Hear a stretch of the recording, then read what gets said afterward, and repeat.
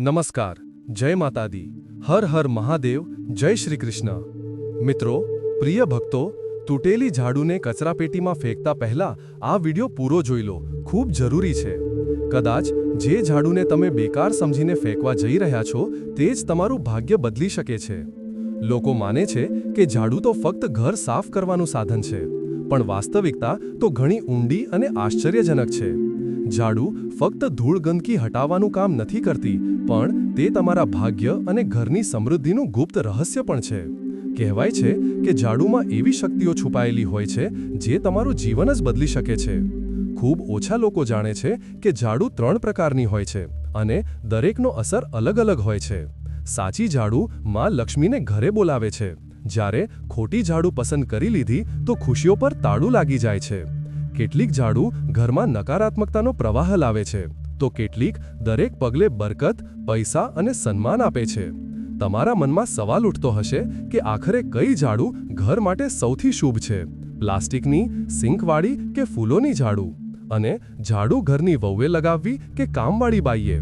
આ સવાલોના જવાબ તમારા આખા જીવનની દિશા નક્કી કરી શકે છે. આ બધું માત્ર અંધશ્રદ્ધા નથી, તેની પાછળ ઊંડા ધાર્મિક અને વૈજ્ઞાનિક રહસ્યો છે.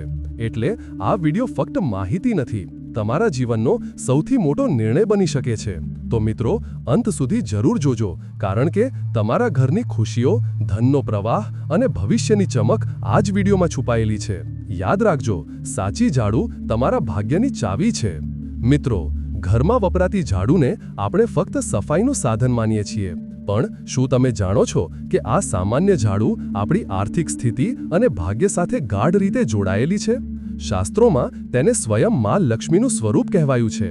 જો ઝાડુનો સાચો ઉપયોગ કરવામાં આવે તો ઘર ધન વૈભવથી ભરાઈ જાય, અને ભૂલ થાય તો દરિદ્રતાનું કારણ બની જાય. શાસ્ત્રોમાં ઝાડુને લગતા ઘણા શુભ અશુભ નિયમો કહેવાયા છે.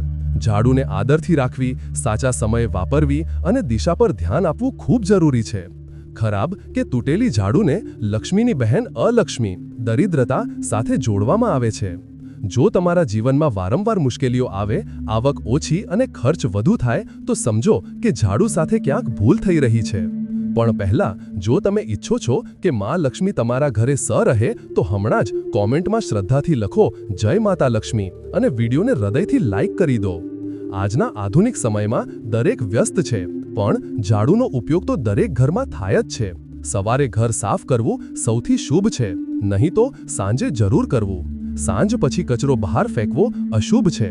ઝાડુ ખરીદવા બદલવા માટે સૌથી શુભ દિવસ શનિવાર છે. પહેલો ઉપયોગ પણ શનિવારે કરવો. રવિવાર, મંગળવાર અને શનિવારે ઝાડુ લાવવી શુભ છે.